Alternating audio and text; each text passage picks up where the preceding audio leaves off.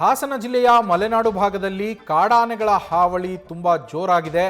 ಅದರಲ್ಲೂ ಭೀಮ ಹಾಗೇನೆ ಕ್ಯಾಪ್ಟನ್ ನಡುವೆ ಒಂದು ಕಾಳಗ ನಡೆದು ಭೀಮನ ದಂತವೇ ಮುರಿದು ಹೋಗಿತ್ತು. ಅದರ ಫೋಟೋ ಈಗ ನ್ಯೂಸ್ ಫಸ್ಟ್ಗೆ ಲಭ್ಯವಾಗಿರುವಂಥದ್ದು. ಕಾಡಾನೆ ಕಾಳಗದಲ್ಲಿ ಭೀಮನ ದಂತ ಏನು ಮುರಿದು ಹೋಗಿತ್ತು ಆ ಫೋಟೋ ಸಿಕ್ಕಿರುವಂಥದ್ದು. ಫೋಟೋವನ್ನು ಗಮನಿಸ್ತಾ ಇದ್ದೀರಾ. ಹಾಗೆ ಮನೆಯ ಮುಂದೆ ಬಂದು ಅಲ್ಲಿದ್ದಂತಹ ವಸ್ತುಗಳನ್ನೆಲ್ಲ ಜಖಂ ಮಾಡಿ ಹೋಗಿದ್ದಂತಹ ದೃಶ್ಯ ಕೂಡ ಒಂದು ಕಡೆ ಗಮನಿಸ್ತಾ ಇದ್ದೀರಾ. ಹಾಸನ ಜಿಲ್ಲೆಯ ಮಲೆನಾಡು ಭಾಗದಲ್ಲಿ ಕಾಡಾನೆಯ ಉಪಟಳ ತುಂಬಾನೇ ಇದೆ.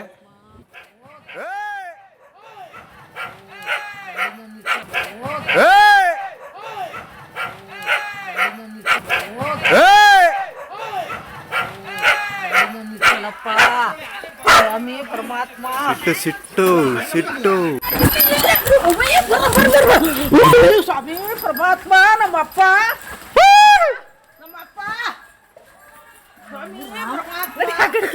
ಒಳಿಕೋಗಿ ಇಲ್ಲಿ ಇಲ್ಲೊಂದು ಸ್ವಾಮಿ ಪರಮಾತ್ಮ ನಮ್ಮಪ್ಪ ದಾನ್ ಹರ್ಕಂತ ಇಲ್ಲೊಂದು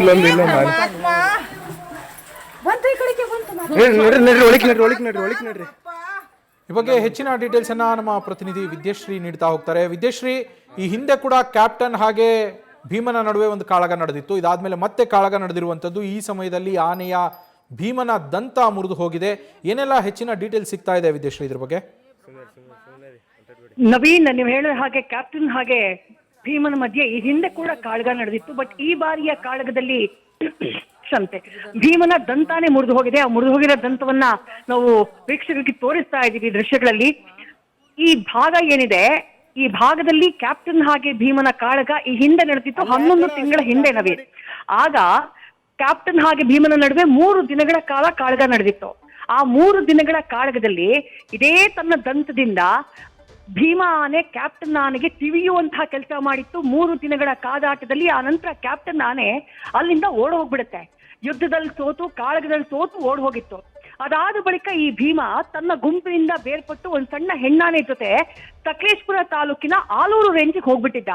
ಅದಾದ ನಂತರ ಆ ಭಾಗದಲ್ಲಿ ಹಲವು ಬಾರಿ ಆತ ರಸ್ತೆಗೆ ಬರೋದು, ಆ ಘಾಟ್ ಸೆಕ್ಷನ್ ಅಲ್ಲಿ ಕಾಣಿಸಿಕೊಳ್ಳೋದು, ಇಂಥದ್ದನ್ನೆಲ್ಲ ಮಾಡ್ತಾ ಇದ್ದ.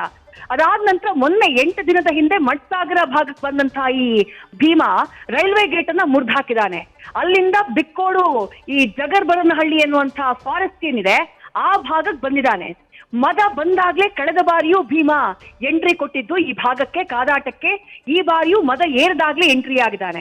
ಮೊನ್ನೆ ರಾತ್ರಿ ಮಟ್ಸಾಗರದಿಂದ ಹೊರಟವನು ಹೆಚ್ಚು ಕಮ್ಮಿ ಒಂದಿನದಲ್ಲಿ 30 ಕಿಲೋಮೀಟರ್ ವಾಕ್ ಮಾಡ್ಕೊಂಡ್ ಬಂದಿದ್ದಾನೆ. ಅಲ್ಲೆಲ್ಲ ಈಗ ಈ ಸೋಲಾರ್ ಫೆನ್ಸಿಂಗ್ ಮಾಡಿದ್ದಾರೆ ನವೀನ್. ಆ ಭಾಗದಲ್ಲಿ ಆನೆಗಳು ಎಂಟ್ರಿ ಆಗ್ಬಾರ್ದು ಅಂತ ಹೇಳಿ ಆ ಸೋಲಾರ್ ಫೆನ್ಸಿಂಗ್ ಮಾಡಿರುವಂತಹ ಕಾರಣಕ್ಕಾಗಿ ಜನ ಓಡಾಡುವಂತಹ ನಾರ್ಮಲ್ ರಸ್ತೆ ಏನಿದೆ ಆ ರಸ್ತೆನಲ್ಲಿ 30 ಕಿಲೋಮೀಟರ್ ನಡ್ಕೊಂಡ್ ಬಂದಿದ್ದಾನೆ. ಜನ ಎಲ್ಲ ರಸ್ತೆ ಬದಿನಲ್ಲಿ ಹಾಗೆ ನಿಂತ್ಕೊಂಡ್ಬಿಟ್ಟಿದ್ರು. ಸುಮಾರು 200-300 ಜನ ಆತನಿಗೆ ಎಸ್ಕಾರ್ಟ್ ಕೊಟ್ಟಿದ್ದು. ಆ ಸಂದರ್ಭದಲ್ಲಿ ಅರಣ್ಯ ಇಲಾಖೆ ಅಧಿಕಾರಿಗಳು ಆತನನ್ನ ಹಿಮ್ಮೆಟ್ಟಿಸುವಂತಹ ಪ್ರಯತ್ನ ಮಾಡಿದ್ರು ಕೂಡ ಅದು ಸಕ್ಸಸ್ ಆಗಿರ್ಲಿಲ್ಲ. ನಿನ್ನೆ ನಡೆದಂತಹ ಕಾಳಗ ಏನಿದೆ, ಇವತ್ತು ಬೆಳಗಿನ ಜಾವ ನಡೆದಂತಹ ಕಾಳಗ, ಆ ಕಾಳಗದ ದೃಶ್ಯವನ್ನ ಗಮನಿಸಿದ್ರೆ ನೀವು, ಅದು ಜನವಸತಿ ಪ್ರದೇಶ. ಆ ಮನೆಯವರು ದೇವರಿಗೆ ಪ್ರಾರ್ಥನೆ ಮಾಡ್ತಿದ್ದಾರೆ, ನಮ್ಮ ಮನೆ ಒಳಗೆ ನುಗ್ಗ ಇದ್ರೆ ಸಾಕಪ್ಪ ಅಂತ ಹೇಳಿ. ಕ್ಯಾಪ್ಟನ್ ಹಾಗೆ ಭೀಮನ ನಡುವೆ ನಡೆದಂತಹ ಕಾಳಗದಲ್ಲಿ ಒಂದು ದೃಶ್ಯ ನಮಗೆ ಕ್ಲಿಯರ್ ಆಗಿ ಕಾಣಿಸುತ್ತೆ ನವೀನ್. ಕ್ಯಾಪ್ಟನ್ ಮಾಡುವಂತಹ ರೌದ್ರಾವತಾರ, ಆ ಮನೆ ಮುಂದೆ ಇಟ್ಟಂತಹ ನೀರಿನ ಟ್ಯಾಂಕ್ ಒಡೆದು ಹಾಕಿದ್ದು, ಜೊತೆಗೆ ಅಲ್ಲಿ ಜೋಳದ ರಾಶಿ ಇತ್ತು, ಎತ್ತಿನ ಬಂಡಿ ಇತ್ತು, ಅದನ್ನೆಲ್ಲ ಜಖಂ ಮಾಡಿದ್ದು ಕ್ಯಾಪ್ಟನ್. ಭೀಮ ಎದುರು ಭಾಗದಲ್ಲಿ ಇರ್ತಾನೆ, ಅದು ಕ್ಲಿಯರ್ ಆಗಿ ನಮಗೆ ಕಾಣಿಸಲ್ಲ. ಆ ಕಾಳಗ ನಡೀತಾ ಇದ್ದಂತಹ ಸಂದರ್ಭದಲ್ಲಿ ಅಲ್ಲೊಬ್ರು ಸ್ಥಳೀಯರು ಕೊಟ್ಟ ಮಾಹಿತಿ ಪ್ರಕಾರ ಇಬ್ಬರ ಮಧ್ಯೆ ಕಾದಾಟ ಆದಾಗ ಭೀಮ ಏಕಾಏಕಿ ಅಲ್ಲಿದ್ದಂತಹ ಒಂದು ನೀಲಗಿರಿ ಮರಕ್ಕೆ ಡಿಕ್ಕಿ ಹೊಡೆದ್ಬಿಡ್ತಾನೆ. ಹಾಗೆ ಗುದ್ದಿದಾಗ ಕ್ಯಾಪ್ಟನ್ ಗುದ್ದಬೇಕು ಅಂತ ಮುಂದಕ್ಕೆ ಹೋಗೋದು, ಆದ್ರೆ ನೀಲಗಿರಿ ಮರಕ್ಕೆ ಡಿಕ್ಕಿ ಹೊಡೆದ್ಬಿಡ್ತಾನೆ. ಆಗ ಆತನ ದಂತ ಮುರಿದು ಹೋಗಿದೆ. ಆ ದಂತವನ್ನ ಸದ್ಯ ಅರಣ್ಯ ಇಲಾಖೆ ಅಧಿಕಾರಿಗಳು ತಮ್ಮ ವಶಕ್ಕೆ ಪಡ್ಕೊಂಡಿದ್ದಾರೆ. ಈ ಕಾಳಗ ಹೇಗೆ ಅಂತಂದ್ರೆ, ಒಬ್ರು ಪರಿಸರ ಪ್ರೇಮಿ ಆ ಭಾಗದವರು ಒಬ್ರು ಎಕ್ಸ್ಪ್ಲೇನ್ ಮಾಡ್ತಾ ಇದ್ರು, ಇದು 1 ದಿನ ಅಥವಾ ಒಂದು 5 ನಿಮಿಷ ಕಾಳಗ ನಡೆಯುತ್ತೆ, 2 ನಿಮಿಷ ಕಾಳಗ ನಡೆಯುತ್ತೆ, ಹಿಂಗಿರೋದಿಲ್ವಂತೆ ಆನೆಗಳ ಕಾಳಗ.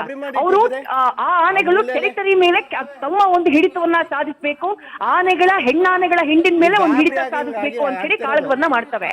ಇದು 1 ವಾರ ತನಕನೂ ಹೋಗುವಂತಹ ಚಾನ್ಸಸ್ ಇರುತ್ತಂತೆ. ಕಳೆದ ಬಾರಿ 3 ದಿನಗಳ ಕಾಲ ಕಾಳಗ ನಡೆದಿದೆ. ಈ ಬಾರಿಯ ಕಾಳಗದಲ್ಲಿ ಈಗಷ್ಟೇ ನಡೆದಂತಹ ಕಾಳಗದಲ್ಲಿ ಕ್ಯಾಪ್ಟನ್ ನ ಹಿಮ್ಮೆಟ್ಟಿಸುವಲ್ಲಿ ಭೀಮಾ ದಂತ ಮುರಿದು ಕೂಡ ಸಕ್ಸಸ್ ಆಗಿದ್ದಾನೆ ಅನ್ನುವಂತ ಮಾಹಿತಿ ಇದೆ. ಆದ್ರೂ ಇನ್ನೂ ಈ 2 ಆನೆಗಳ ಮಧ್ಯೆ ಕಾಳಗ ಮುಂದುವರಿಯಬಹುದು ಅಂತಾನು ಹೇಳಲಾಗ್ತಾ ಇದೆ. ನವಿ ಥ್ಯಾಂಕ್ ಯು ವಿದ್ಯಶ್ರೀ ಡೀಟೇಲ್ಸ್ಗೆ. ಇಲ್ಲೊಂದು ಪರಮಾತ್ಮ